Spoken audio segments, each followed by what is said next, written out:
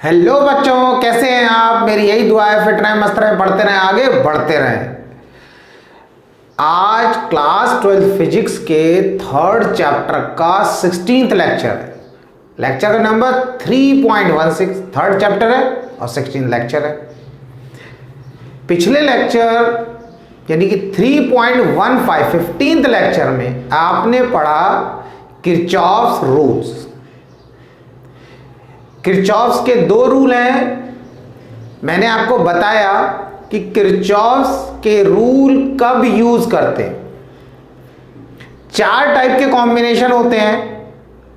Series combination, आप उसमें जब रेजिस्टेंस का सीरीज कॉम्बिनेशन होता है तो आप सीरीज कॉम्बिनेशन का फॉर्मूला लगाते हैं। जब पैरेलल कॉम्बिनेशन आपको मिलता है तो आप पैरेलल कॉम्बिनेशन का फॉर्मूला लगाते हैं। जब आपको मिक्स कॉम्बिनेशन मिलता तो आप सीरीज और पैरेलल दोनों का फॉर्मूला यूज करते हैं। लेकिन जब ऐसी कंडीशन आ जाती है कि ना सीरीज कॉम्बिनेशन का फॉर्मूला लग सकता है ना ही पैरेलल कॉम्बिनेशन का, तो उस कंडीशन में किरचॉफ्स रूल को यूज करके आप उस प्रॉब्लम को सॉल्व कर सकते हैं। तो आपको समझ में आ रहा होगा किरचॉफ्स रूल कब लगाएंगे। किरचॉफ्स रूल तब लगाएंगे जब सीरीज और पैरेलल कॉम्बिनेशन का फॉर्मूला नहीं लग पाएगा किसी न्यूमेरिकल में। इतनी बात आई समझे। तो रूल तो जैसे मैंने आपको बता ही दिए थे पिछले लेक्चर में, अब आज मैं आपको न्यूमेरिकल कराऊं ताकि आप उन न्यूमेरिकल से उसी रूल को समझने की कोशिश करें। बस समझ आया नहीं है। तो यहां पर आपको एक सर्किट डायग्राम या मैश दिख रहा होगा जिसमें दो सेल लगे हैं, एक 12 वोल्ट का और एक 6 वोल्ट का। तीन रेजिस्टेंस लगी हैं, ये 5 ओम की है, ये 2 ओम की है और ये 3 ओम की।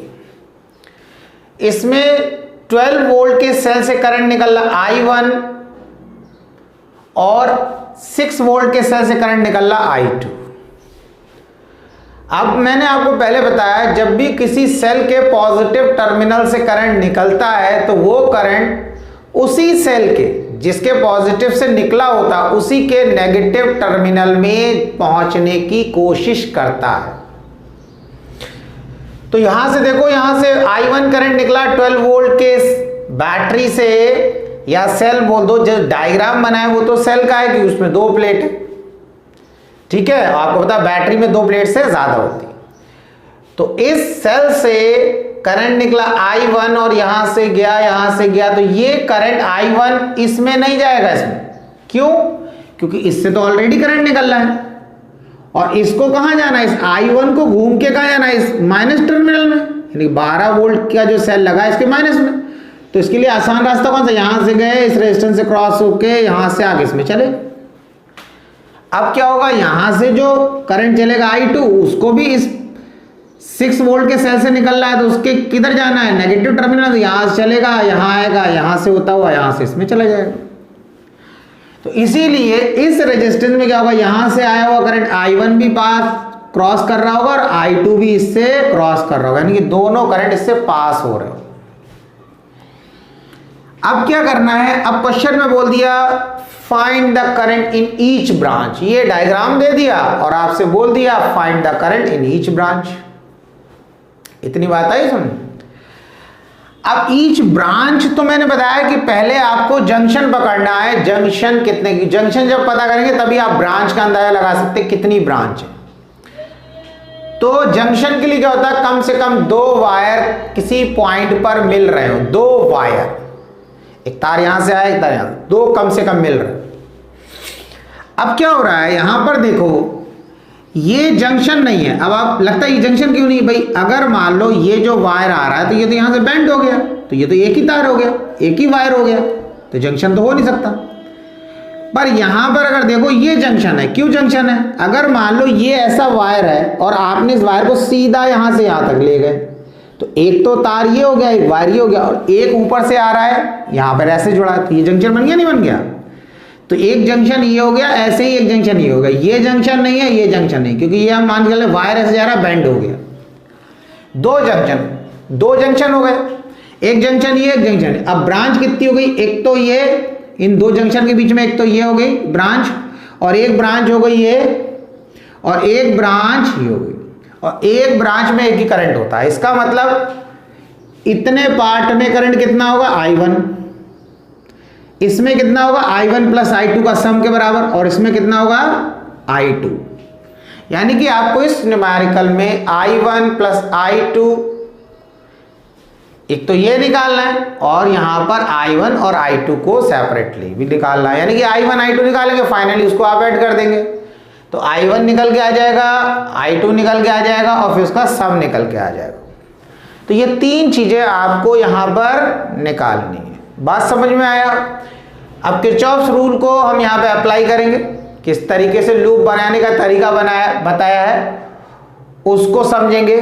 तो देखो, सबसे पहले हमने क्या करना है, हमने इसके किसी एक लूप, जैसे मैंने बताया लूप क्या होता है, जिस पॉइंट से स्टार्ट हुए उसी पॉइंट पर आ गए। तो पहले तो आप एक लूप डिसाइड करें कौन सी लेंगे, तो उसके लिए हम नेमिंग कर देते हैं। यहां पर हम कर देते हैं A, और ये B, ये हो गया C, और ये D, और ये E एंड F, ये हो गया।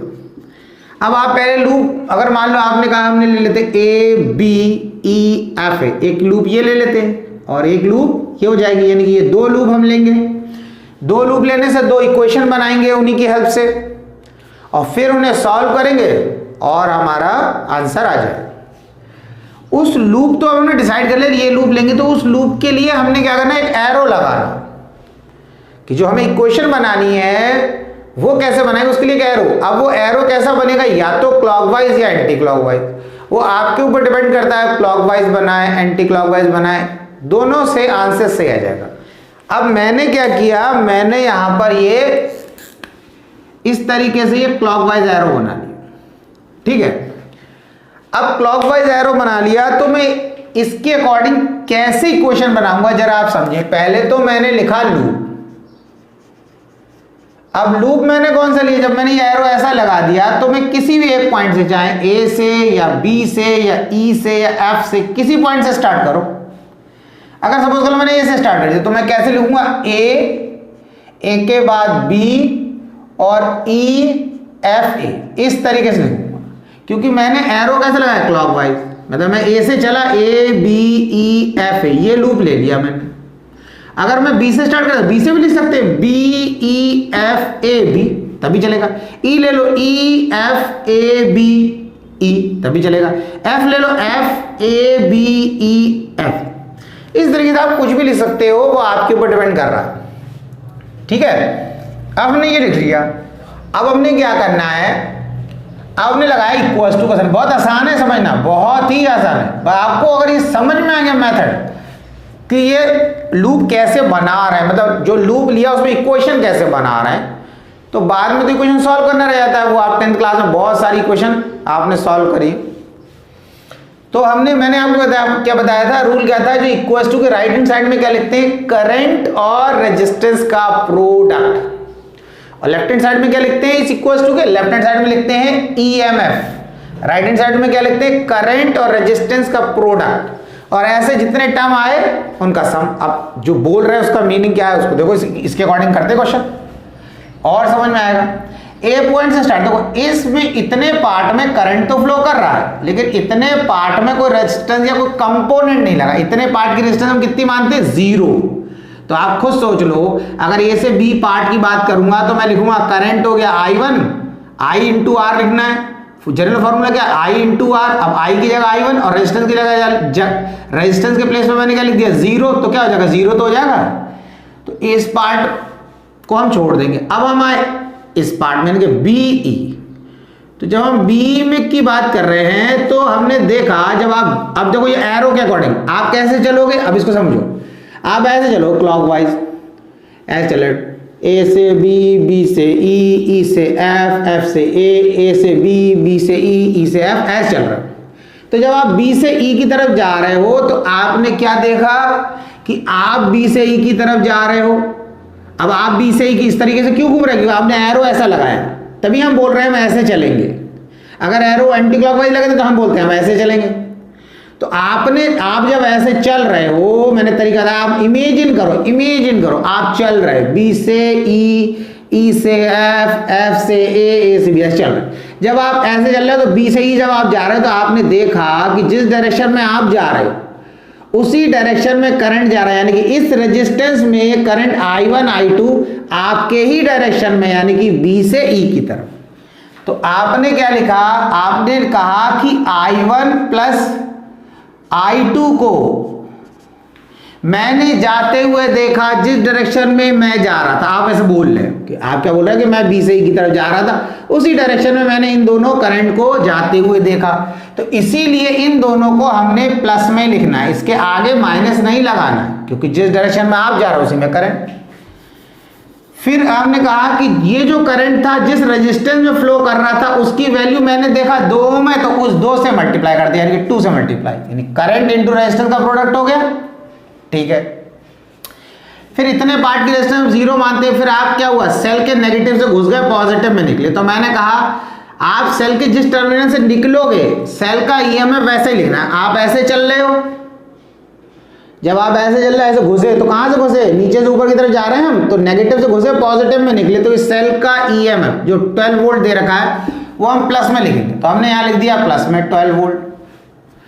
फिर आप ऐसे जा रहे हो, तो आपने फिर क्या कहा कि हमने देखा कि I1 करंट फ्लो कर रहा है 5 ओम की रेजिस्टेंस में, और आप जिस डायरेक्शन में जा रहे हो उसी में करंट जा रहा है, आप भी नीचे से ऊपर जा रहे हो, करंट भी ऐसे जा रहा है। तो आपने कहा प्लस I1, क्योंकि आप जिस डायरेक्शन में जा रहे हो करंट भी उसी डायरेक्शन में, और जिस रेजिस्टेंस में I1 फ्लो कर रहा है उसकी वैल्यू कितनी है 5, तो इंटू 5।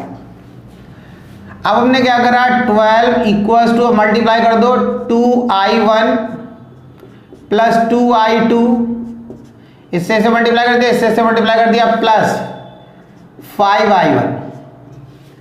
अब लिखा 12 इक्वल्स टू, अब देखो 2I1 ये है, 5I1 ये है, तो क्या हो जाएगा 7I1 प्लस 2I2।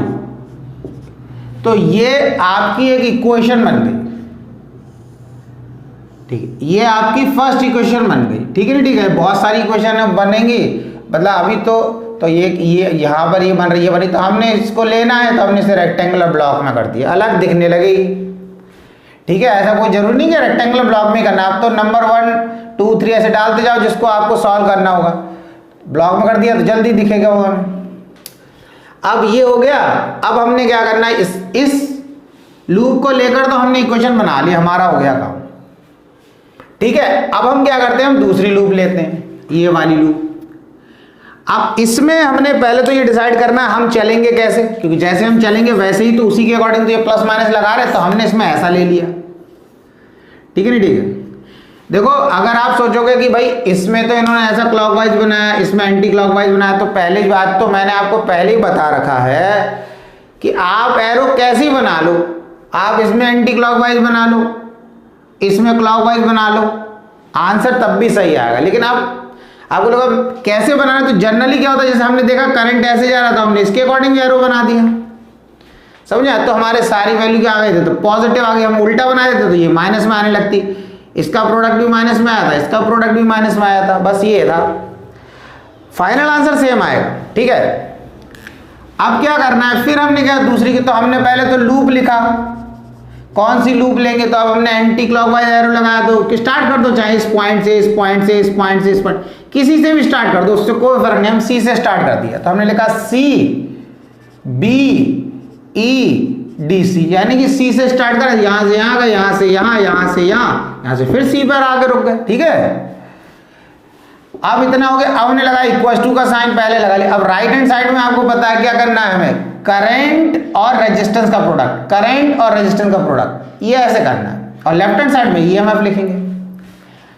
तो अब क्या किया हमने, सी से, तो इस पार्ट की तो हम रेजिस्टेंस 0 मानते हैं। अभी इसकी बात करें तो जिस डायरेक्शन में आप चल रहे हैं, आप ऐसे चलोगे, आप इस बार कैसे चलोगे, ऐसे ऐसे चलो, इस तरीके से चलेंगे। जब इस तरीके से चलेंगे तो इस पार्ट, इतने पार्ट में जिस डायरेक्शन में आप चल रहे हो, इस बार ऊपर से नीचे जा रहे हो, तो करंट भी उसी डायरेक्शन में जा रहा है। तो आप क्या लिख रहे हो यहाँ पर, I1 plus I2 current flow कर रहा है, इसको आपने प्लस में लिखा, प्लस का मतलब जिस डायरेक्शन में आप जा रहे हो उसी में करंट जा रहा है, यानी कि इधर इसकी बात कर रहे हैं, यहां पर साइन, कोई साइन नहीं, इट मीन्स प्लस है।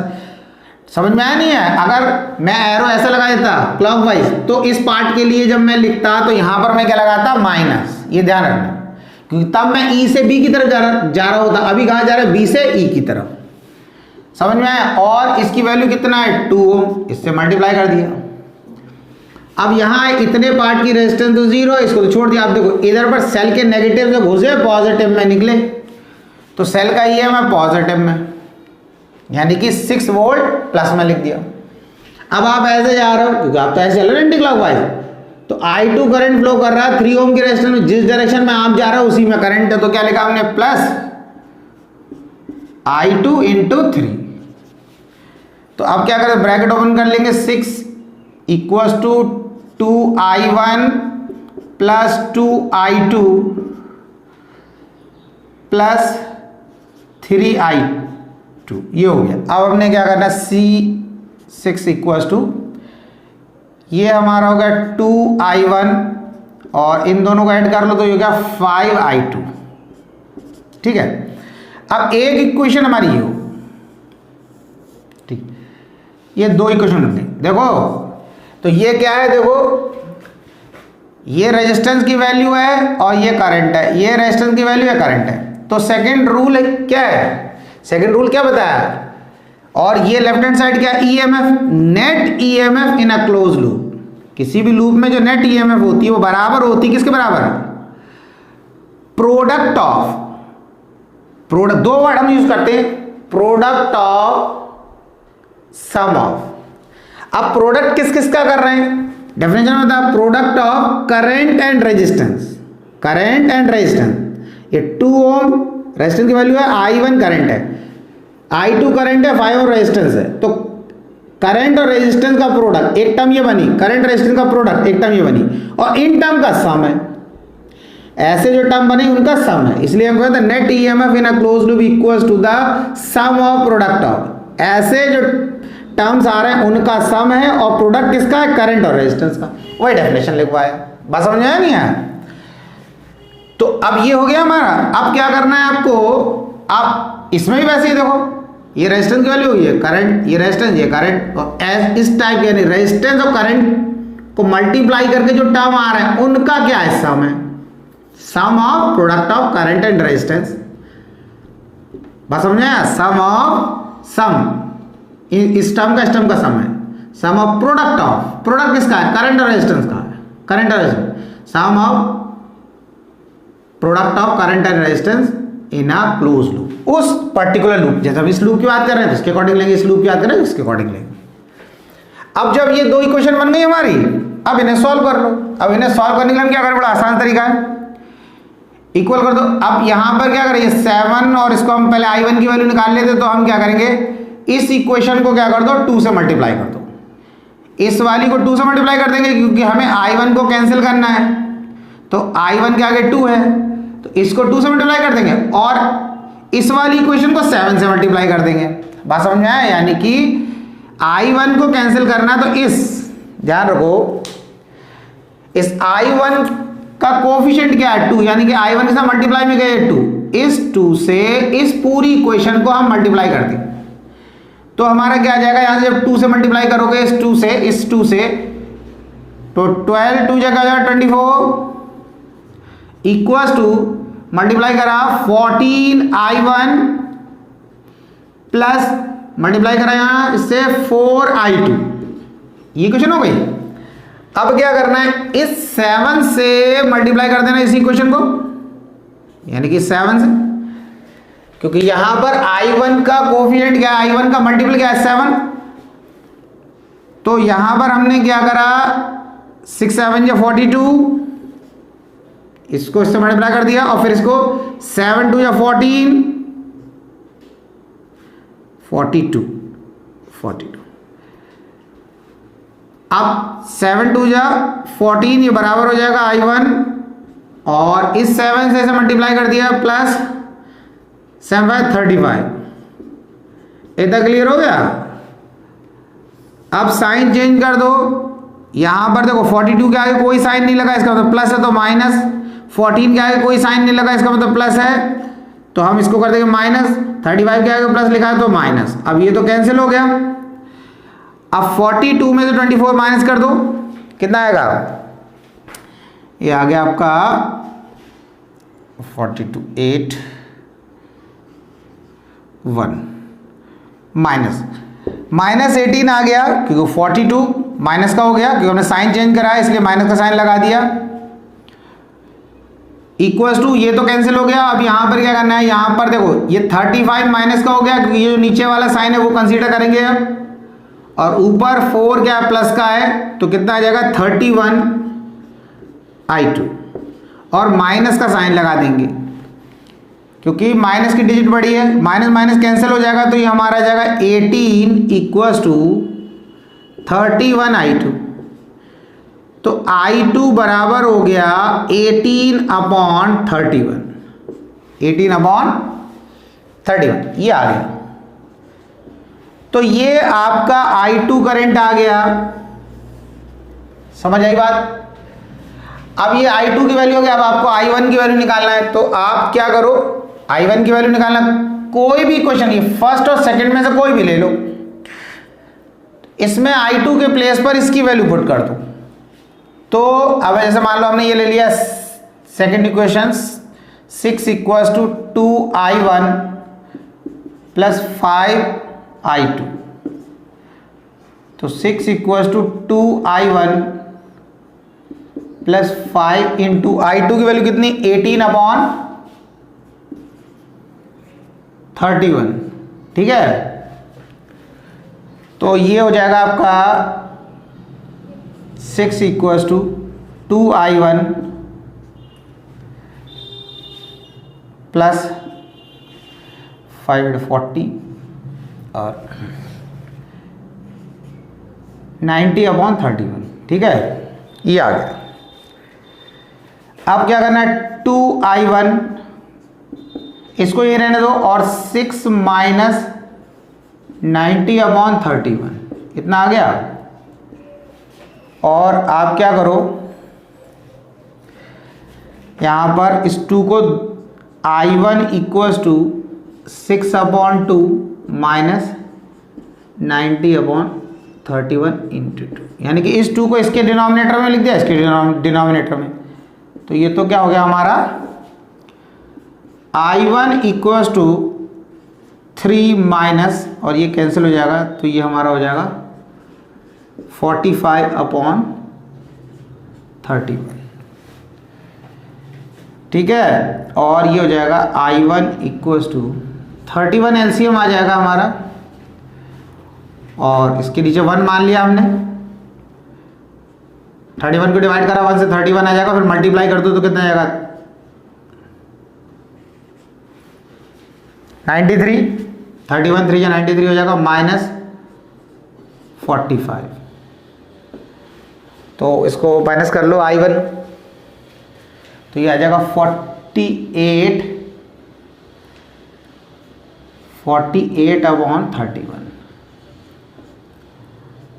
I1, ये एम्पियर आ गया। तो ये आपकी I1 की वैल्यू आ गई, ठीक है। अब आपने I1 निकाल लिया और I2 निकाल लिया। अब क्या करना है आपको, इस ब्रांच, तो इस ब्रांच में कितना करंट आया, दिस वन I1 निकाला, इस ब्रांच में कितना करंट आया I2, ये आपने निकाल लिया। अब ये ब्रांच यानी कि BE में कितना करंट आया, तो आप क्या करोगे, I1 प्लस I2 करोगे, तो I1 की वैल्यू कितनी है 48/31 प्लस I2 की वैल्यू कितनी है 18/31, तो उसका एलसीएम 31 आ जाएगा, 48 प्लस 18 जो है 66/31, ये आ गया आपका। तो ये वैल्यू क्या आ गई आपकी I1 प्लस I2। तो ये न्यूमेरिकल था, आसान सा न्यूमेरिकल। आपको इसका बच्चों बेसिक समझना है कि ये लूप हम कैसे लेते हैं, कैसे करंट को दिखाते हैं और कैसे इक्वेशन बनाते हैं। और बाकी बात रही इक्वेशन सॉल्व करने की, तो इक्वेशन सॉल्व आप आराम से कर लोगे, कोई 10th वाला ही मेथड है, इसमें कोई इक्वेशन सॉल्व करने कोई नया स्पेशल तरीका, जो भी आपको इक्वेशन सॉल्व करने के लिए जो आसान तरीका लगे वो आप अप्लाई कर सकते हो। आप ऐसे समझो, ठीक है, आपको जो भी आसान तरीका लग रहा है वो आप अप्लाई कर सकते हो, इक्वेशन आप सॉल्व कर सकते हो। तो ये न्यूमेरिकल मैं उम्मीद करता हूँ आपको समझ में आया होगा। तो मैं कुछ न्यूमेरिकल आपको करा रहा हूँ इसीलिए, ताकि जो आपने किरचॉफ्स रूल पढ़ा वो आपको समझ में आए, और उसके बाद भी कोई ऐसा प्रॉब्लम लगती, कोई डाउट्स हैं आपके, तो मैंने आपको बता रखा है, आप कमेंट बॉक्स में कमेंट करके बताएं, मैं उसका आंसर आपको दे दूंगा। इतना क्लियर हो गया बच्चों? अब देखें दूसरा न्यूमेरिकल। इस न्यूमेरिकल में भी हम किरचॉफ्स रूल को यूज करेंगे, और आप इस न्यूमेरिकल को ध्यान से अच्छे से समझना। ये न्यूमेरिकल आपके कई कॉन्सेप्ट क्लियर भी करेगा। हो सकता है कई चीज़ों में आपको डाउट हो, वो डाउट का आंसर आपको इसमें मिल जाए, जो किरचॉफ्स रूल को जब आप यूज़ करते हैं या उस पर बेस्ड न्यूमेरिकल करते हैं। देखने में तो ये बड़ा टेढ़ा मेढ़ा क्वेश्चन लगता है, ठीक है, क्योंकि इसमें देख रहे हो आप 1 2 3 4 सेल लगे हुए हैं, और 1 2 ये जो दे रखी है रेजिस्टेंस, ये सेल की इंटरनल रेजिस्टेंस दे रखी है, यानी कि 1 वोल्ट के सेल की इंटरनल रेजिस्टेंस 1 ओम, और यहां पर 2 वोल्ट के सेल की इंटरनल रेजिस्टेंस 2 ओम, ये 3 वोल्ट के सेल की internal resistance 3 ohm, and 1 volt के सेल की इंटरनल रेजिस्टेंस 1, ये दे रखी है। ये जो सेल की इंटरनल, और एक ये रेजिस्टेंस दे रखी है 2 ओम, ये जब किसी सेल की नहीं है तो हमारे लिए क्या हो गई, एक्सटर्नल रेजिस्टेंस हो गई।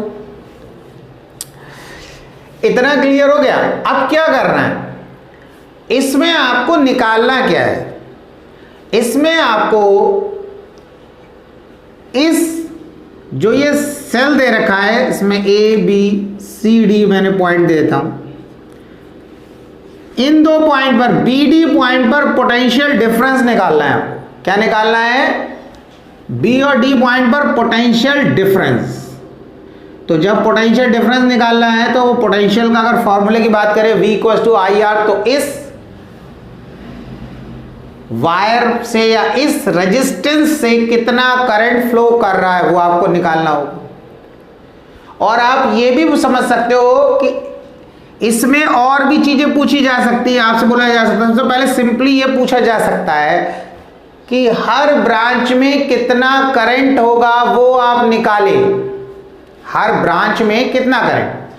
तो देखो मैंने ऐसा आपको पहले बताया, इसमें ब्रांच कितनी बनेंगी, तो पहले आपको जंक्शन इसमें देखना है। मैं इसमें हर पॉइंट बताऊंगा, इस क्वेश्चन को आप सही समझो, बहुत सारी चीजें आपके बहुत सारे डाउट क्लियर होंगे इससे। ये मत सोचना कि क्वेश्चन देखने में अरे इतना टिपिकल है और ये ऐसे थकाने वाला है, इस तरीके अगर ये आपने सोच लिया तो दिक्कत है। और आपने अगर इसको ध्यान से सही से समझा तो आपको लास्ट में 100% ये लगेगा अरे इसमें तो बहुत सारी चीजें पता चला, और ये तो टिपिकल लग रहा था, इतना टिपिकल तो ये है भी नहीं। समझ में आया? बस एक चीज आप समझ लें, कोई भी चीज टिपिकल कब तक है, जब तक वो आपके समझ में नहीं आ रही। जब आपके समझ में आ गई तो फिर वो चीज टिपिकल नहीं रहती। आप देखते हो कोई चीज़ है, आपको समझ में नहीं आती तो लगता बहुत थकाने वाली, लेकिन जब समझ में आती तो वही चीज़ आसान लगने लगती है। आपने देखा होगा कोई भी चीज़ मुश्किल या आसान में इतना डिफरेंस था, हमारी सोच पर डिपेंड करता है। क्या होता है, मैं बच्चों से पूछता हूँ तो मैथ्स वालों से जब पूछता तो मैथ्स वाले क्या बोलते, बोले बायो बहुत टिपिकल भैया, बहुत थका देती है, बहुत रट्टा मारना पड़ता है, रट्टा मार सब्जेक्ट है, नाम ऐसे ऐसे तो आधों के तो नाम लिए भी नहीं जाते, ठीक है, स्पेलिंग लिखी नहीं जाती, गलत हो जाती। अब मैथ्स वाले का समझो स्टेटमेंट क्या दे रहे। अब बायो वाले क्या बोले मैथ्स, अरे सर फॉर्मूले ही सब याद नहीं होते, उसके फॉर्मूले याद नहीं होते, समझ में नहीं आता कब कौन सा फॉर्मूला लगाना है। अब आप खुद सोचो, बायो वाला क्या कह रहा है कि मैथ्स में फॉर्मूले याद नहीं होते, और जबकि बायो वाला अपने सब्जेक्ट में भी चीज़ों को याद करता है, जो उनके साइंटिफिक नेम है उनको सबको रटता है। यहाँ मैथ्स वाला भी अपने फॉर्मूले रटता है, वो भी अपना दिमाग लगाता है, मैथ्स वाला अपने सब्जेक्ट में लगा रहा है, बायो वाला अपने में। तो अब क्या है, टिपिकल क्या है, जिसको दिमाग से लगने लगा रे इसमें ये नेगेटिव, उसके दिमाग में नेगेटिव पॉइंट सेट हो गया कि ये मुश्किल है, तो उसको वही मुश्किल लगने लगता है। तो इसीलिए मैथ्स वाला जब करता है, मैथ्स वाला मैथ्स से कंफर्टेबल फील करता होगा, तो बायो में कुछ नहीं होता, भैया बहुत याद करना पड़ता। लेकिन याद तो रटना तो मैथ्स में पड़ता, फॉर्मूले नहीं रटना पड़ते हैं भाई, बिना प्रैक्टिस के कहाँ याद रहेगा। क्वेश्चन में प्रैक्टिस नहीं करना पड़ता है, क्वेश्चन में करना पड़ता है, अगर आप लिख के प्रैक्टिस नहीं करेंगे उसमें भटक जाएंगे। तो कहने का मतलब ये है कि भाई सोच है अपनी, कि भाई आपने जब ये सोच लिया कि ये चीज टिपिकल है, तो फिर वो टिपिकल है। और जब आप ये सोच लोगे अरे कुछ टिपिकल नहीं है, अभी देखो इसको करते, बस तभी आसान होगी। अरे एक बार नहीं आएगी, दोबारा करेंगे, क्यों नहीं आएगी, क्यों नहीं आएगी, दूसरे बच्चे कर रहे नहीं कर रहे हैं, ये दूसरों को समझ में आ रही है, हमें भी समझ में आएगी, बात खत्म हो गई। तो ये सोचना है, तब आपको कोई चीज दिक्कत नहीं देगी। तो देखो मैं हर चीज बता रहा हूं। तो पहले मैंने कहा आप जंक्शन देखो, ये तो सीधा वायर जा रहा बेंड हो गया, तो ये और ये यानी कि ए और सी तो जंक्शन नहीं है। अब हमारा जंक्शन क्या हो गया, बी और डी। अब इसमें ब्रांच कितनी हो गई, एक तो ये ब्रांच हो गई, एक ब्रांच, दूसरी ब्रांच हो गई डी से ए से बी, एक ब्रांच हो गई, और तीसरी ब्रांच हो गई डी से सी से बी। पहले बात तो 3 ब्रांच हो गई, यानी कि अब इस पूरी ब्रांच में एक करंट, एक ब्रांच बताने का मतलब एक करंट, ऐसा नहीं कि यहाँ पर 1 वोल्ट का सेल लग गया तो यहाँ पे 2 वोल्ट का, तो यहाँ करंट कुछ और होगा, यहाँ करंट कुछ और होगा, यहाँ करंट नहीं, यही तो अब तो समझ में आएगा। आप समझना इस पॉइंट से, यहां मेजर करो, यहां मेजर करो, यहां मेजर, यहां यहां यहां यहां यहां, इस पूरी ब्रांच में आपको एक ही वैल्यू मिलेगी करंट की, तभी तो ब्रांच बोले कि ब्रांच पहचानो। इस ब्रांच में एक मिलेगी, यहां मेजर करो, यहां मेजर करो, यहां मेजर करो, एक करंट की वैल्यू। यहां पर देखो इस ब्रांच में 2 सेल लगे हैं, एक 3 वोल्ट का और एक 1 वोल्ट का, लेकिन आप यहां करंट मेजर करोगे, यहां मेजर करोगे, यहां यहां यहां, इस पूरी ब्रांच में एक ही करंट की वैल्यू मिलेगी, जितनी भी मिले। बात समझ में आ गई? ठीक। अब क्या करना है आपको, क्वेश्चन में निकालना है तो तीनों ब्रांच में कितना करंट है, बता, इस ब्रांच में कितना करंट होगा, इस ब्रांच में कितना करंट होगा, इस ब्रांच में कितना करंट होगा, यह निकालना है। पहला काम तो हमारा ये, ठीक है। और बाकी और क्या स्टेप बाय स्टेप क्या निकालना आगे, वो मैं आपको निकालते जाऊंगा और बताता जाऊंगा क्वेश्चन के साथ में। अभी पहला स्टेप हमारा क्या रहेगा, पहला हमारा ऑब्जेक्टिव क्या है कि इन तीनों ब्रांच में कितना कितना करंट फ्लो कर रहा है, पहले आप वो निकालो, ठीक है। अब उसके लिए करंट इसमें तो दे नहीं रखा है, अब करंट किधर से बनाएं। अब देखो ये चीज है, ये करंट, अब आप सोचोगे कि एग्जाम में बिना करंट को दिए बताया ऐसा ही डायग्राम दे दिया, अब करंट भी आप ही को बनाना है। वो बात दूसरी है कि कोई क्वेश्चन ऐसा एग्जाम में दे रखा है जिसमें करंट का डिस्ट्रीब्यूशन वो खुद आपको दे दें तो अच्छी बात है, लेकिन ऐसा भी क्वेश्चन आता है कि जिसमें करंट का डिस्ट्रीब्यूशन नहीं होता, मतलब करंट का डायरेक्शन ही नहीं दिखाया उन्होंने, करंट भी आप ही बनाओ, करंट भी आप ही दिखाओ कहां से कहां जा रहा है। तो अब यहां पर क्वेश्चन लगता है यहां से तो करंट यहां आया, यहां से यहां जा रहा है, इसमें से भी निकल रहा होगा, इसका इसमें घुस रहा होगा, कि इसका इसमें घुस रहा होगा, तो बड़ा डाउट। तो इसमें बहुत आसान चीजें भी उसको समझना है कि क्या क्या ट्रिक लगाएं, क्या करेंगे जिससे क्वेश्चन हमारा गलत नहीं होगा, हम ऐसा कर रहे हैं तो कॉन्सेप्ट क्लियर होगा, तो वैसे सही हो जाएगा। अब देखो सबसे पहले करंट का जब डिस्ट्रीब्यूशन करना है तो आप जंक्शन पकड़ो, क्या पकड़ना है आपको, जंक्शन। तो आप इन 2 पॉइंट को तो छोड़ दो, इनको तो पहले ही बता देते, तो जंक्शन है नहीं। अब आपको पॉइंट है डी और बी, ये है जंक्शन। तो हमने क्या करा, डी जंक्शन मान लो पकड़ लिया, मतलब इस पॉइंट को ले लिया। अब इस पॉइंट को लिया तो हमने यहां पे दिखाया, हमने कहा इस बैटरी के नेगेटिव से करंट निकल रहा आई, ये आई करंट निकल रहा। अब ये, अब क्वेश्चन आपको लग रहा है भाई ये क्या बात है, ये तो प्लस से करंट निकलता है और माइनस में तो जाता है, अब यहां तो माइनस से निकलता हुआ दिखा रहे हैं, यही बात बता रहे चारों। आप जब करंट दिखाओगे किसी सर्किट में फ्लो करता हुआ तो आपकी मर्जी है, आप प्लस से निकलता हुआ दिखा दो, प्लस से यानी कि प्लस में जाता हुआ दिखा दो या प्लस से निकलता हुआ दिखा दो, उसमें कोई दिक्कत नहीं। जैसे मैंने ये बना दिया आई, इसका मतलब आई क्या हो गया, यहां से आई चल रहा है, आई का डायरेक्शन ये हो गया, यही तो मैंने बनाया, जब मैंने इस ब्रांच में DAB में बनाया और इसका डायरेक्शन नीचे की तरफ, तो करंट ऐसे ही तो आएगा। अब ऐसा थोड़ी हो सकता नीचे यहां जा रहा हूं, ऊपर ऐसे जा रहा हूं, इधर से ऐसे। एक ब्रांच में एक ही करंट की वैल्यू और एक ही डायरेक्शन होगा, एक ही डायरेक्शन। तो इसका मतलब ये एरो बनाने का मतलब यहां से लेकर यहां तक करंट का डायरेक्शन ही होगा। आपको लग रहा है ये तो बात आपको डाइजेस्ट नहीं हो रही होगी कि भाई ये तो नेगेटिव से में तो करंट जाता है, तो जाता हुआ दिखाते तो ठीक है, निकलता हुआ दिखा दिया तो बात समझ। देखो अगर एक सिंपल सेल होता है, एक अकेला एक, तो हम उसको बना देते हुए प्लस से निकलता हुआ माइनस में जाता हुआ, लेकिन यहां तो बहुत सारे सेल्स, बात समझना। अब क्या होता है, देखो मैं आपको एक बोलता हूं, मैं बताऊं एक एक चीज डिटेल में बनाऊंगा, आप इस क्वेश्चन को पूरा करना, लास्ट तक देखना इस लेक्चर को, बहुत सारी चीजें क्लियर हो जाएंगी। जैसे क्या हो गया, हमने यहां पर एक ये सेल बना दिया, ठीक है, ये सेल की इंटरनल रेजिस्टेंस है, ये हमारा 5 वोल्ट का सेल है। अब कोई कहे भाई इसमें करंट दिखाओ, तो हम कहेंगे बहुत अच्छी बात है, ये लो प्लस से निकल रहा है, अगर ऐसे तार लगा दें तो ये करंट ऐसे घूमता हुआ जाएगा, माइनस में घुस जाएगा, प्लस से निकलता हुआ करंट माइनस में घुसता हुआ। का ऐसा ही होता है, प्लस से निकलता है, माइनस में करंट हमारा जाता है, ठीक है। का यहाँ तो माइनस से निकलता हुआ दिखा दिया, हाँ ये तो गड़बड़ कर रहे हैं, यहाँ पर देखो गड़बड़ नहीं कर रहे हैं, वहां सब कुछ सही कर रहे हैं। अब देखो ठीक है, अब क्या हो रहा है, हमने यहां पे लगा दिया एक दूसरा सेल, उसकी कुछ रेजिस्टेंस। जब ये दूसरा सेल लगाया बच्चों, तो ये सेल था 2 वोल्ट का, ये सेल कितने वोल्ट का है, 2 वोल्ट का। अब नॉर्मल सी बात है कि भाई ये 5 वोल्ट का है, ये 2 वोल्ट का है, तो इसका करंट इसमें जाएगा, यानी करंट इसमें घुस रहा है, और इसके नेगेटिव से करंट निकलना स्टार्ट हो गया।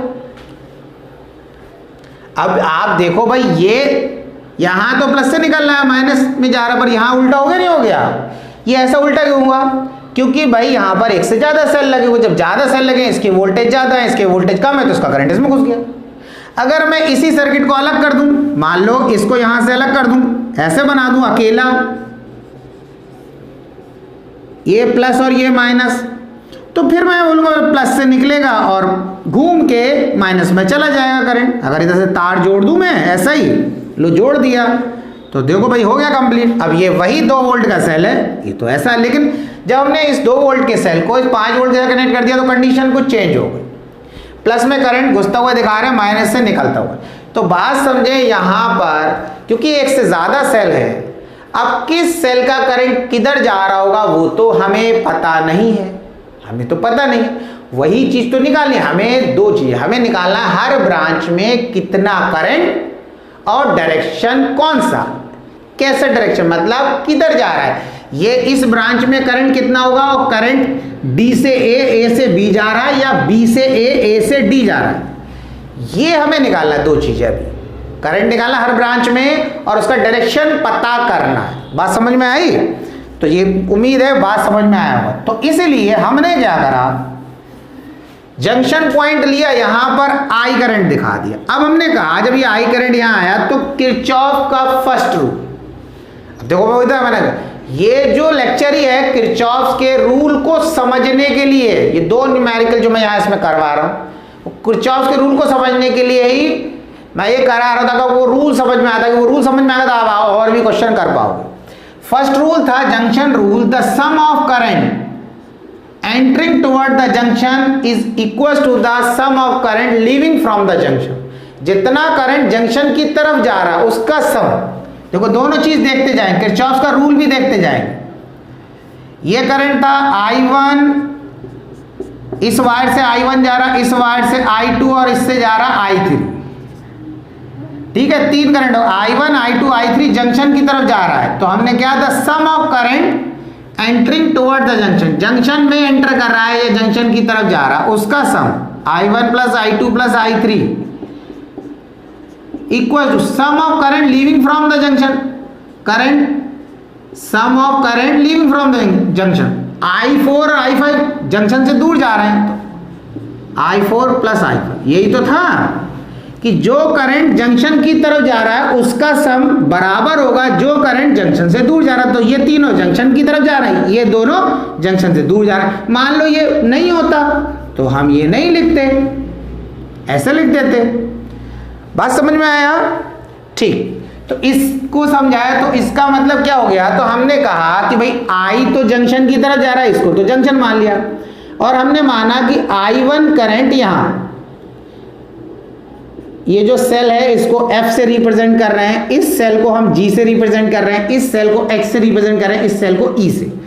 तो I1 करंट क्या हो गया, कहां जा रहा है? इस 2 ओम की रेजिस्टेंस में। और I2 करंट कहां जा रहा है? इस ब्रांच में। I2 करंट इस ब्रांच में जाएगा, यानी कि D से C, C से B, और I1 कहां जाएगा? D से B।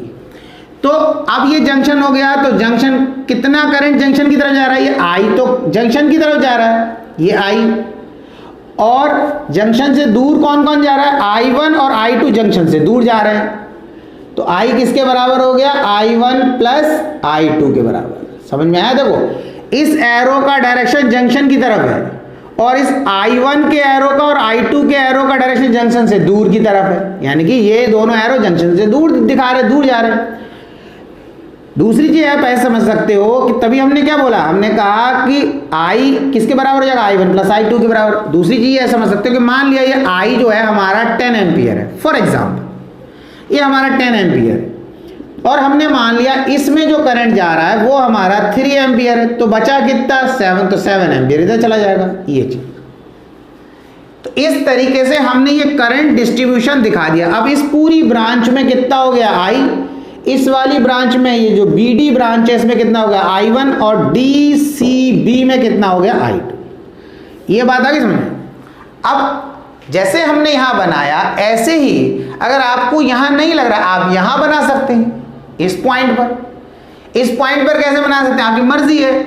आप ऐसे बना लो, जैसे मान लो मैं इस तरह बता रहा हूं, आपने यहां बना लो, आप कह दो कि भाई यहां I आ रहा है, फॉर एग्जाम्पल। ये नहीं बना हुआ, इसको भूल जाओ, इसको भूल जाओ। भैया अभी आपको ऐसा लगे मैं I लिख दूं, अगर आप इसे देखो तो आप लोगों अभी तो I1 यहां लिखा, अब यहां पे I लिख दिया। मैं कह रहा हूं इसको अभी भूल जाओ, कुछ नहीं, कोई करंट डिस्ट्रीब्यूशन नहीं। हमने मान लिया I करंट यहां आ रहा है, अब हमने बना लिया I1 यहां जा रहा है और I2 यहां जा रहा है। तो देखो I जंक्शन की तरफ जा रहा है, I1 और I2 जंक्शन से दूर जा रहा है। तो I की वैल्यू किसके बराबर हो जाएगा? I1 प्लस I2 के बराबर। ये I 2 पार्ट में डिवाइड हो गए, कुछ इधर चला गया, कुछ इधर गया। तो आप ऐसा एरो बनाकर भी इस सर्किट को सॉल्व कर सकते हो, वो आपकी मर्जी है। इस जंक्शन को ले लो, इस जंक्शन, और बहुत सारे सब्स्टिट्यूशन है यहाँ पर। ये नहीं कि ऐसा अब आपका मन कर रहा है। देखो अब मैं सारी कंडीशन बताऊंगा इसमें क्या क्या पॉसिबिलिटीज है। आपको लग रहा है कि भाई मैं ऐसा करंट बना, ऐसा बना दो। अब आप इसको ले लो I, और आप मान लो I1 इधर जा रहा है और I2 इधर जा रहा है, ऐसा कर लोगे तब भी सही हो जाएगा। ठीक है, अब आप इसको हटा दो। ठीक है, आप मान लो ऐसा कह रहे हो कि भाई हम यहाँ मान रहे हैं ये I1, ये I यहाँ से ऐसे जा रहा है और यहाँ चला गया I1 और यहाँ चला गया I2। तो आप देख रहे हो जो भी, अब ये I की वैल्यू किसके बराबर हो जाएगी? I1 प्लस I2 के, क्योंकि I तो B पॉइंट पे जा रहा है, B जंक्शन है, और I1 I2 जंक्शन से दूर जा रहा है। इस चीज का ध्यान रखना, जो जंक्शन की तरफ जा रहा होगा करंट, उसकी वैल्यू जो उससे दूर जा रहे होंगे उनके सम के बराबर होगी। तो आपने देखा, देखो जितनी भी पॉसिबिलिटी बन सकती है आप बना सकते, कोई दिक्कत नहीं है। तो इसीलिए ये क्या है, रूल बहुत अच्छा रूल है। अगर आपको समझ में आएगा तो आप क्वेश्चन करेंगे तो आपको गलती नहीं होगी। जब इतनी सारी पॉसिबिलिटीज है कि आप ऐसा बना दे रहे हो तब भी ठीक है, इस तरीके बना दे तब भी ठीक है, तो फिर क्या रहता, फिर आपको कुछ समझ ना रहता। अगर आपको समझ में आएगा आप उसको सही तरीके से करंट का डिस्ट्रीब्यूशन दिखाएंगे, क्वेश्चन करेंगे, क्यों नहीं होगा, बिल्कुल होगा क्वेश्चन। ठीक, चलो हमने जैसा डिस्ट्रीब्यूशन यहाँ पर दिखाया उसके अकॉर्डिंग क्वेश्चन करते। अब हमने क्या करा, अब हमने यहाँ पर एक एरो लगाना है, वही एक लूप लेना है, तो लूप के अकॉर्डिंग क्वेश्चन बनाएंगे। तो हमने यहाँ पर एक एरो ऐसा बना दिया। ये मैं फिर बता रहा हूँ, एंटी क्लॉकवाइज बना दो, क्लॉकवाइज दो, ये ऑप्शन है, उसके अलावा कोई ऑप्शन है ही नहीं। तो जब हमने इसको एरो को क्या कर दिया, एंटी क्लॉकवाइज बना दिया, तो पहले तो मैंने लिखा लूप।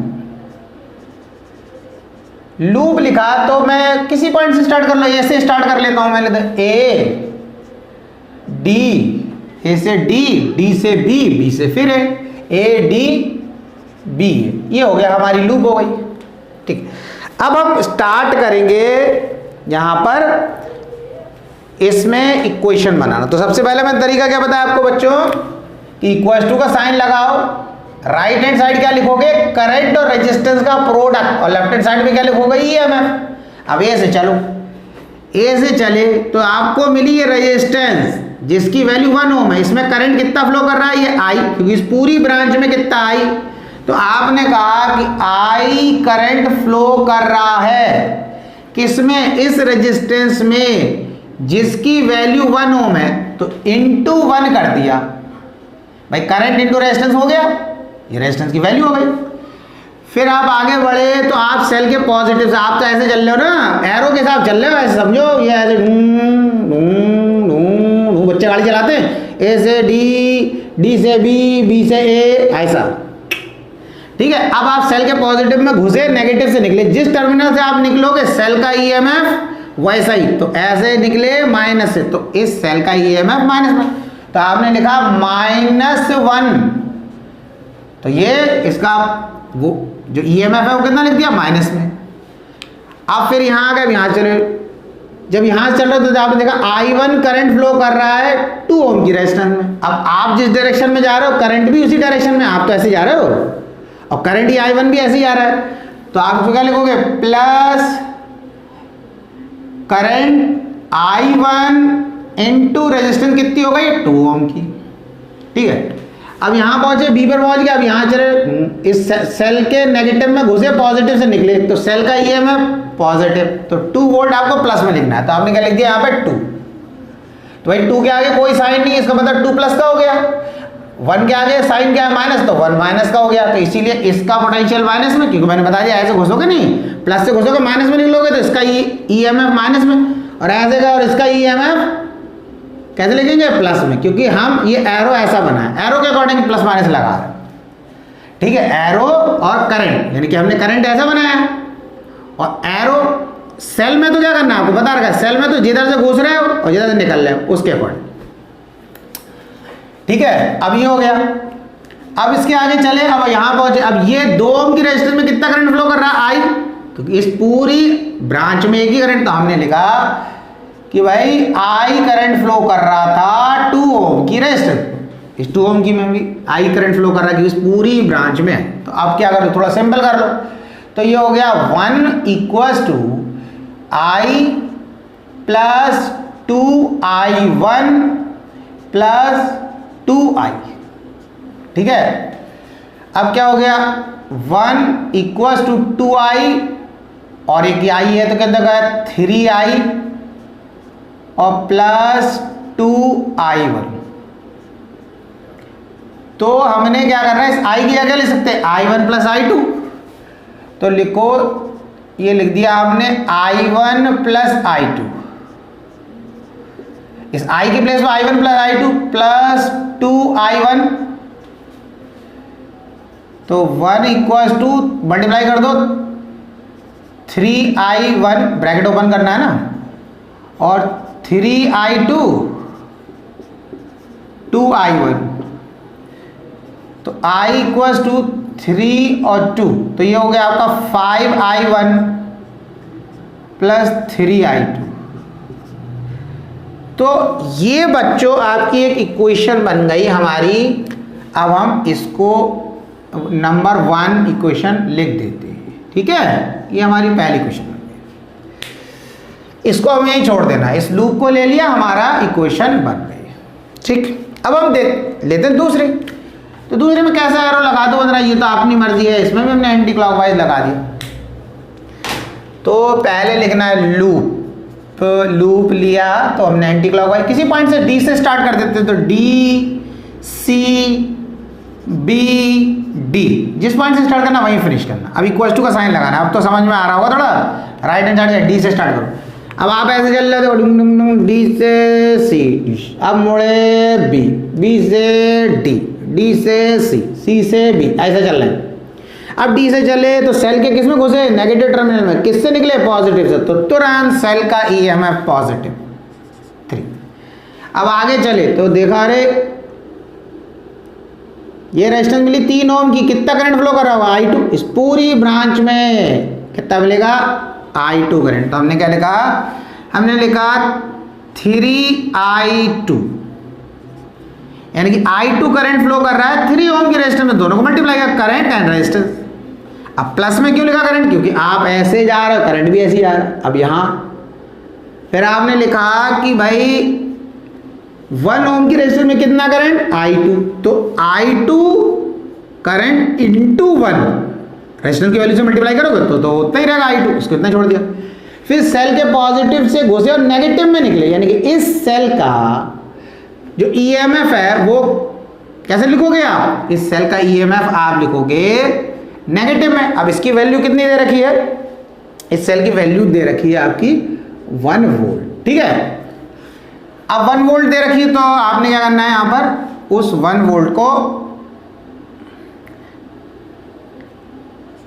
-1, तो देखो -1 लिखना है ना, तो 1 के आगे माइनस लगा है। अब 3 को तो प्लस में लिखना था, इसका तो EMF प्लस में लिखना था, इसलिए इसको इधर लिख दिया, और उसका EMF माइनस में लिखना है। क्यों, क्योंकि आप ऐसे जा रहे हैं ना, प्लस से घुसे माइनस में निकले तो माइनस में। अब फिर क्या होगा, बी से चले डी की तरफ, तो क्या होगा, अब आप ऐसे आ रहे हो, करंट आपके अपोजिट, तो तुरंत माइनस लगाया। क्या लिखा आपने कि भाई ये I2 करंट जो है माइनस में लेंगे, क्योंकि हम आ रहे हैं इधर से बी से डी और करंट चल रहा है हमारे अपोजिट में, सॉरी I1, ये क्या है I1, इधर पे जो करंट है वो कितना है I1, और कितनी ओम की रेजिस्टेंस में फ्लो कर रहा है 2 ओम की, तो 2 से मल्टीप्लाई कर दो। अब ये क्या हो जाएगा 3 - 1, तो कितना हो जाएगा, ये हो जाएगा आपका 2, और ये हो जाएगा आपका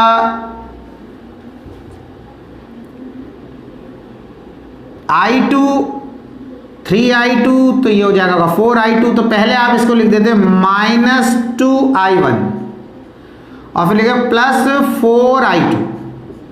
देखो पहले 1 वाला लिख दिया, फिर 2 वाला लिख दिया, तो सही रहेगा ना, ऑर्डर में थोड़ा रहेगा। अब ये हमारी एक इक्वेशन और बन गई, ये बन गई, ये बन गई। इसको ले लो आप सेकंड इक्वेशन, बस 2 इक्वेशन बन गई। अब क्या करेंगे, अब बहुत आसान है, I1 को कैंसिल कर लेते हैं। अब I1 को कैसे कैंसिल होगा, इस इक्वेशन को 2 से मल्टीप्लाई कर दो, इस 2 से, ये इस I1 में 2 है ना, तो इसको 2 से मल्टीप्लाई कर दो, और इस वाली इक्वेशन को 5 से मल्टीप्लाई कर दो। इक्वेशन क्या हो जाएगी, इसमें I1 वाली टर्म बराबर हो जाएगी। तो कैसे करा, इसको हमने क्या करा, 2 से मल्टीप्लाई कर रहे हैं, 2 मल्टीप्लाई कर दिया इसको, और इस वाली को किससे करेंगे 5 से। क्यों, I के आगे 2 लिखा है ना, इसलिए इस वाली को 2 से मल्टीप्लाई कर दिया। अभी आप सोच रहे हो माइनस वाले नहीं, सिर्फ मैग्नीट्यूड लेके कर दो, फिर माइनस प्लस बाद में देखेंगे।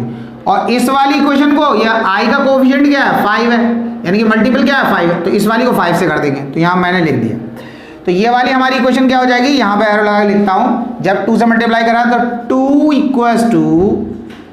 5 को 2 से मल्टीप्लाई करा 10I1 + 6I2, ये हो गया। और इसको क्या करना, 5 से मल्टीप्लाई, तो 5 2 क्या हो जाएगा 10 = -10I1 + 5 4 20 I2, ये हो गया। अब देखो यहाँ साइन चेंज करने की जरूरत नहीं है, क्यों नहीं है, क्योंकि ऑलरेडी ये तो पहले से कट रहा है ना। अगर नहीं कट रहा होता तो हम साइन चेंज करते, तो ये तो गया। और ये कितना हो गया 12, ये तो दोनों ऐड हो गए, तो दोनों प्लस के, ये भी दोनों प्लस के, तो कितना हो गया 26 I2 हो गया। तो I2 किसके बराबर हो गया, यहाँ हो गया 12/26, तो 2 से कितना 6, और ये 2 से 12 हो गया, और ये 2 × 2, तो ये आपका आ गया 6/30। I2 कितना आ गया 6/30, तो ये हमारा आंसर हो गया, यानी कि I2 की वैल्यू हमारी कितनी हो गई 6/30, ये आंसर आ गया। ठीक है, देखो आसान है नहीं है, ठीक। अभी क्या करना है आपको, अभी ये I2 निकाल लिया, अब हमें I1 निकालना है, तो क्या करो, I2 की वैल्यू इस इक्वेशन में पुट कर दो या इस इक्वेशन में पुट कर दो, आपका आंसर आ जाएगा। तो हमने ये वाली इक्वेशन ले लेते हैं, तो हमारी इक्वेशन क्या है 2 = -2I1 + 4I2, तो लिखा 2 = -2I1 + 4 इंटू आई टू की वैल्यू कितनी 6/13, तो हमने कर दिया 6/13। ठीक, तो अब यहां पर क्या करना है, यहाँ पर इसको आप ले आओ लेफ्ट हैंड साइड की, उसकी वैल्यू निकालना। तो ये हमारा हो गया 2i1, ये 2i1 लेफ्ट हैंड साइड आ गया, प्लस का हो गया, और ये प्लस का तो माइनस का हो जाएगा। तो यहां पर क्या कर लो 4 इंटू 6/13 -2। अब कह रहे हैं 2 है तो 2 को इसके नीचे भी लिख दो, इसके नीचे भी लिख दो, तो क्या है, अब देखो ये आपके ऊपर डिपेंड कर रहा है। चाहो तो इसको यहीं से क्या कर दो, पूरी इक्वेशन को 2 से डिवाइड कर दो। जब आप पूरी इक्वेशन को इसको 2 से डिवाइड कर देंगे तो यहीं आसान हो जाएगा। ठीक है, तो ये हमने 4 इंटू 6/13 इंटू 2 -2/2 ये हो गया, और 2 3 जा, तो ये कितना हो गया हमारा, हो गया I1 इक्वल्स टू 4 3 12/13 -1। तो ये हो गया हमारा 13, और ये हो गया 12 -13, तो I1 हो गया हमारा। अब देखो 13 बड़ा है तो आ गया 1/13 माइनस का। ये आंसर पर थोड़ा ध्यान देना, ये आ गया आपका I1 आ गया 1/13 माइनस का, और यूनिट जरूर लिखें एम्पियर। अब माइनस का आया ये हमारा, तो I2 तो आ गया था, प्लस का, तो इसका मीनिंग क्या है, देखो ये अब समझना आप। इसका मीनिंग ये है कि जो ये करंट हमने बनाया कि D से B की तरफ जा रहा है, ये एक्चुअल करंट D से B की तरफ नहीं जा रहा है, B से D की तरफ जा रहा है। वैल्यू तो यही होगी 1/13 एम्पियर, लेकिन इसका डायरेक्शन D से B की तरफ ना होकर B से D की तरफ होगा। अब आपको लग रहा है तो ऐसे तो क्वेश्चन गलत हो गया, गलत नहीं हुआ।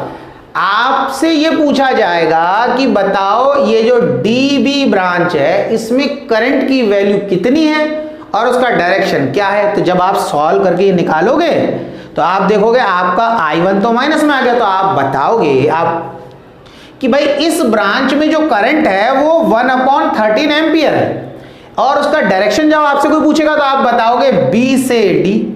अब आपको लग रहा होगा हमने तो ये बनाया इस तरह, तो उस समय बनाया था तो उस समय में करंट पता थोड़ी था डायरेक्शन क्या है, वही तो हमें पता करना था। हमें दो चीज पता करनी थी, करंट कितना है और करंट का डायरेक्शन क्या होगा। जब सॉल्व करके हमारा आंसर माइनस में आ गया, इसका मतलब ये हो गया कि जो डायरेक्शन हमने बनाया है उसके अपोजिट है, तो हमने तो बता दिया। अच्छा, जैसे आपने I2 निकाला तो I2 तो आप इधर जाता हुआ दिखा ही रहे हो, तो ये I2 की वैल्यू करेक्ट है, और I2 का ये डायरेक्शन भी जो आपने बनाया है उसी डायरेक्शन में करंट चलेगा।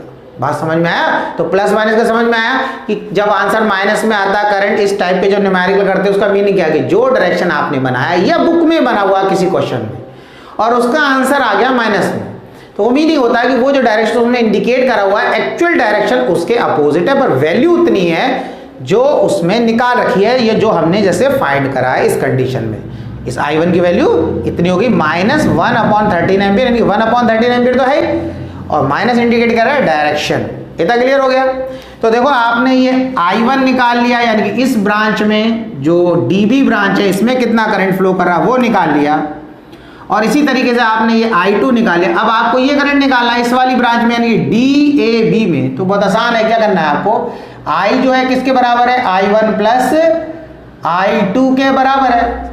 I जो है वो किसके बराबर है, I1 प्लस I2। अब I1 कितना लिखा है हमने, I1 को लिखना है -1/13, और ये I2 देखो जो माइनस में उसको माइनस में लिख दिया क्योंकि टोटल करंट निकालना, और I2 कितना है 6/13। ठीक है, अब क्या हो जाएगा यहाँ पर -1, यहाँ एलसीएम ले लो इसका, तो ये आ जाएगा 13, और ये हो जाएगा -1 + 6, तो ये आ जाएगा आपका 5/13। तो ये करंट आ गया आपका तीनों ब्रांच में, यानी कि इस ब्रांच में आई करंट फ्लो कर रहा था DAB में, निकाला आपने, ठीक है, और इस ब्रांच में जो करंट फ्लो कर रहा था I2 निकाला, इस ब्रांच में जो करंट फ्लो कर रहा था I1 आपने निकाल लिया। ठीक है, तो अब क्या करते हैं, इस करंट जो आपने निकाला इसको लिख लेते हैं। तो आई कितना आया हमारा, क्योंकि आगे भी करना है, इसमें कुछ पॉइंट्स और देखने हैं, उससे और भी चीज़ें समझ में आएंगी। ये आ गया आपका, और यहाँ पर आई की वैल्यू निकाल लिया, I1 हमारा आ गया यहाँ पर -1/13 एम्पियर, और यहाँ पर I2 जो है हमारा वो आ गया हमारा 6/30। ठीक है, तो ये इतनी चीजें हमने निकाल ली। तो इसको मैं रब कर देता हूं, बिल्कुल टेंशन ना लो और फ्री माइंड होके करो क्वेश्चन। ठीक है, न्यूमेरिकल में प्रैक्टिस चाहिए होती है बेटा, कोई भी ऐसा नहीं है कि जो एकदम आपको बिल्कुल जादूगर बना दे, जादू की ट्रिक बता दे कि एक बार आपको ट्रिक बता दी और बस क्वेश्चन लिए हो रहा है, ऐसा नहीं होता बेटा। न्यूमेरिकल में प्रैक्टिस चाहिए। तो न्यूमेरिकल में बस ये, अब उसमें कुछ पॉइंट्स होते हैं, उनको ध्यान रखना है, तरीके को समझना है। जैसे जैसे आप मेहनत करते रहेंगे, आप में परफेक्शन आता रहेगा, आप तेजी से न्यूमेरिकल सॉल्व करते रहेंगे, टेंशन से बिल्कुल दूर रहे। अब हमने देखो ये तो पार्ट कर लिया, फिर मैंने क्या कहा था, अब आपसे एक तो हर ब्रांच में इसमें करंट पूछ लिया, आपने निकाल लिया, हर ब्रांच में करंट फाइंड कर लिया। अब आपसे पूछा जा रहा है कि ये जो रेजिस्टेंस है 2 ओम की, इसके क्रॉस पोटेंशियल डिफरेंस कितना है, यानी कि BD के क्रॉस पोटेंशियल डिफरेंस, यानी कि अगर हम एक वोल्ट मीटर लें और एक उसका टर्मिनल B पे रखें और एक टर्मिनल D पे रखें, तो वो कितने वोल्टेज दिखाएगा। पोटेंशियल डिफरेंस का मतलब अगर आप वोल्ट मीटर लो और उसका एक टर्मिनल B पे रखो और एक D पे रखो, तो वो कितने वोल्टेज दिखाएगा, यानी कि पोटेंशियल डिफरेंस कितना दिखाएगा। तो जब पोटेंशियल डिफरेंस की बात हो रही है, पोटेंशियल डिफरेंस अक्रॉस, ये लिख दिया, पोटेंशियल डिफरेंस अक्रॉस BD, ये निकालना है हमारा फर्स्ट पॉइंट। तो पोटेंशियल डिफरेंस का फॉर्मूला क्या था, V = IR। तो इस आर्म में, इस ब्रांच में कितना करंट फ्लो कर रहा है, I1। तो I1 हमने देखा ये 1/30। अब देखो यहां पर एक क्वेश्चन आता है, भाई यहां पर माइनस लगा है पर हम माइनस नहीं लगा रहे। क्यों नहीं लगा रहे भाई, क्योंकि माइनस डायरेक्शन बता रहा है, माइनस डायरेक्शन बता रहा है। और हम यहाँ पे पोटेंशियल डिफरेंस हम माइनस में निकालते नहीं। पोटेंशियल डिफरेंस जब भी आपने आज तक न्यूमेरिकल करे होंगे कैसा दिया होता, पॉजिटिव। तो आप खुद सोचोगे तो पॉजिटिव ही निकालना है, समझ में आ गया, उसमें पॉजिटिव। अब तो हमने क्या कर दिया, I की जगह 1/30 लिख दिया, और रजिस्टर की जो वैल्यू है उसको मल्टीप्लाई करके कितना हो गया, 2 ओम की, तो कितना आ गया, ये हो गया 2/30। 2/30 2/13 हो गया, ये हो गया हमारा वोल्ट। इतना समझ में आ गया। इस रजिस्टर के अक्रॉस ये पोटेंशियल डिफरेंस आ गया, इतना क्लियर। अब क्या निकला, अब जो पॉइंट है उस पर और ध्यान देना, वो बहुत ज्यादा इंपॉर्टेंट है, बहुत ज्यादा। ठीक है, अब पूछा है ये जो सेल दे रखा है G सेल, इसके अक्रॉस पोटेंशियल डिफरेंस निकालो और H के अक्रॉस पोटेंशियल डिफरेंस निकालो। तो अब क्या बोला है, PD potential difference across cell G cell के अक्रॉस पोटेंशियल डिफरेंस निकालना है। अब आपको लग रहा होगा V = IR, लगा दो, कतई नहीं। एक चीज याद रखना, पोटेंशियल डिफरेंस जब किसी सेल के अक्रॉस निकालना है तब फॉर्मूला V = IR नहीं लगाओगे। अब कहो कौन सा लगाएंगे, तो समझो, दो फॉर्मूले मैं आपको बताता हूं। V = E - IR, या तो ये लगाएंगे, V = E + IR, या तो ये लगाएंगे। दो फॉर्मूले हैं, नंबर 1 नंबर 2, ये दो लगाएंगे। जब भी किसी सेल के अक्रॉस पोटेंशियल डिफरेंस निकालना हो तो ये फॉर्मूला लगाएंगे। अब क्वेश्चन आया, भाई हमें यहां निकालना है इस सेल के अक्रॉस, तो इसमें से कौन सा लगाएं। दो फॉर्मूले दे रखे, दोनों ही बोल दिया सेल के अक्रॉस पोटेंशियल डिफरेंस निकालने के। तो देखो समझो, बहुत आसान तरीका। अगर किसी सेल के प्लस टर्मिनल से करंट निकल रहा हो, किसी सेल के प्लस टर्मिनल से करंट निकल रहा हो, तो आप पहला वाला फॉर्मूला लगाओगे, और किसी सेल के प्लस टर्मिनल में करंट घुस रहा हो तो आप दूसरा लगाओगे। तरीका समझ में आया? किसी सेल के प्लस टर्मिनल से करंट निकल रहा हो तो आप ये माइनस वाला formula V equals to E minus IR वाला लगाओगे, और किसी सेल के प्लस में घुस रहा हो तो ये वाला लगाओगे। आप ऐसे याद रखना, किसी सेल से करंट निकल रहा है, प्लस से निकल रहा है ना, प्लस से तो निकलता है, तो जब निकलता है तो करंट कम होता है, तो ये ऐसे याद कर लेना कि उसमें हम माइनस वाला फॉर्मूला लगा देंगे। और जब किसी सेल के प्लस में घुसेगा तो करंट उसका बढ़ेगा, ऐसे याद कर लेना। तो जब किसी सेल के प्लस में घुस रहा हो तो ये वाला लगाना। बात समझ में आ गया? ऐसे याद कर सकते हो। तो अब यहां देखो, इस वाले सेल से करंट इसके प्लस से निकल रहा है या प्लस में घुस रहा है? अब जब करंट का डायरेक्शन I2 का ही है ना, माइनस से घुसता हुआ प्लस से निकलता हुआ, ऐसे तो जा रहा करंट। तो इसका मतलब ये I2 का डायरेक्शन ये है, यानी कि इस सेल के प्लस से करंट निकल रहा है, यानी कि हम पहला वाला फॉर्मूला यूज करेंगे। समझ में आया नहीं आया? याद रखना, V equals to E minus IR। अब V निकालना है। अब आप सोच लो यार ये तो 3 वोल्ट तो दे रखा है, ये निकालवा क्या रहे हैं? अरे बच्चों, ये 3 वोल्ट EMF है, ये पोटेंशियल डिफरेंस नहीं है। ये जो वैल्यू दे रखी है 1 वोल्ट, 3 वोल्ट, 1 वोल्ट, 2 वोल्ट, ये सब किसकी वैल्यू दे रखी है? ये सेल की EMF दे रखी है, और आपको क्या निकालना है? Potential difference. तो V, तो E की जगह क्या लिख दोगे? ये 3 दे ही रखा है सेल का, EMF तो 3 वोल्ट दे रखा है, और माइनस, और करंट, इसमें जो करंट फ्लो कर रहा है वो I2, और I2 की वैल्यू हमने कितने रखा है? 6/13। तो 6/13 इंटू R क्या? Internal resistance. कितनी वैल्यू दे रखी है? यहां पर ये दे रखी 3 ओम, तो मल्टीप्लाई कर दो 3 से, तो क्या हो जाएगा? V इक्वल्स टू 3 माइनस 6 3 18/13, और इसको सॉल्व करेंगे 13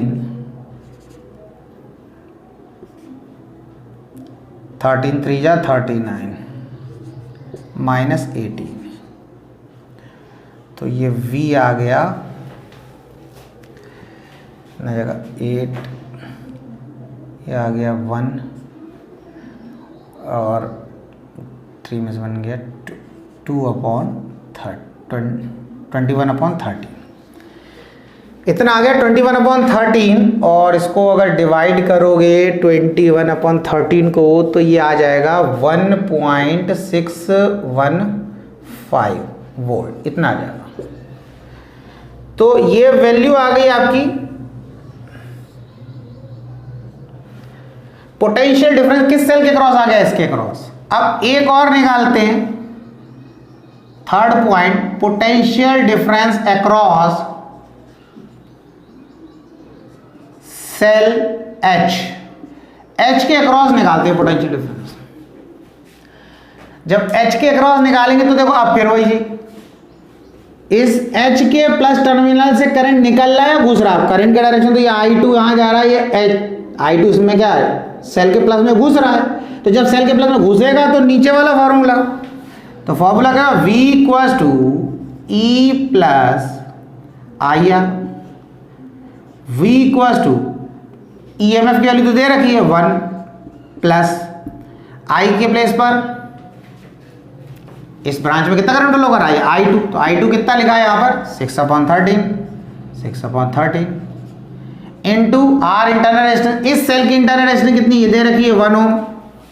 ये क्वेश्चन में दे रखा है, ठीक है, ये क्वेश्चन में, ये इसमें मैंने आपको क्वेश्चन नहीं लिखवा रखा, मैंने बता दिया। ये सेल, ये उसकी इंटरनल रेजिस्टेंस, ये सेल, ये उसकी इंटरनल रेजिस्टेंस, ये सेल उसकी इंटरनल रेजिस्टेंस, ये सेल उसकी इंटरनल रेजिस्टेंस दे रखी। तो इसकी बात कर रहे हैं तो कितना दे रखा? 1। तो V इक्वल्स टू 1 प्लस 6/13, तो ये V इक्वल्स टू ऐसे 13, तो ये आ गया 13 प्लस 6, तो आ गया ये 19/13, ठीक है, 19/13 आ गया। तो ये आ जाएगा, इसको डिवाइड कर कितना आएगा? करीबन आएगा 1.46 वोल्ट आएगा। इसको डिवाइड करो, 19 को 30 से डिवाइड कर लो, इतना वोल्ट आएगा। तो ये पोटेंशियल डिफरेंस आ गया इस सेल के अक्रॉस। बात समझ में आया? अगर आपसे कोई कह दे इस सेल के अक्रॉस निकालो या इस सेल के अक्रॉस निकालो, तो उसके लिए मेथड सेम रहेगा। बात समझ में आया नहीं है? जैसे इधर निकाल रहे थे, यहाँ पे क्या होगा, इस सेल के तो प्लस से करंट निकल रहा है, करंट का डायरेक्शन ऐसा है, तो इसके प्लस से निकल रहा है, तो इसके लिए अगर इसके क्रॉस पोटेंशियल डिफरेंस निकालना है तो पहला वाला फॉर्मूला लगेगा, और यहाँ से करंट आके इस वाले के प्लस में घुस रहा है जैसा हमने बनाया है, तो क्या होगा, इसके लिए हम ये वाला फॉर्मूला यूज करेंगे। तो ये था हमारा न्यूमेरिकल। आपने क्या क्या निकाला मैं फिर से बता दूं, आपने हर ब्रांच में, इस एक ब्रांच ये हुई, एक ब्रांच, तीनों ब्रांच में आपने करंट निकाला, उसके बाद आपने पोटेंशियल डिफरेंस निकाला BD, यानी कि इस रजिस्टर के अक्रॉस पोटेंशियल डिफरेंस निकाला, उसके बाद आपने पोटेंशियल डिफरेंस निकाला इस सेल के अक्रॉस, G सेल जो जिसका EMF 3 वोल्ट दे रखा, फिर आपने पोटेंशियल डिफरेंस निकाला इस सेल के क्रॉस, H सेल के क्रॉस जिसका EMF 1 वोल्ट दे रखा है। बात समझ में आया? ये सेल का EMF दे रखा है, ये सेल का, ये इसका और ये इसका, जितनी भी ये वोल्ट में वैल्यू दे रखी है सेल का EMF है, ये किसी सेल का पोटेंशियल डिफरेंस नहीं है, पोटेंशियल डिफरेंस आपने यहाँ निकाला है। तो मुझे उम्मीद है आपको समझ में आया होगा। तो अगर आपको लेक्चर अच्छा लगे तो आप उसको लाइक ज़रूर करें, और कोई दिक्कत है तो कमेंट बॉक्स में कमेंट करके बताएं। कोशिश करते रहें, पढ़ते रहें, कोशिश करने वालों की हार नहीं होती, मेहनत कभी बेकार नहीं होती, पढ़ते रहें, आगे बढ़ते रहें।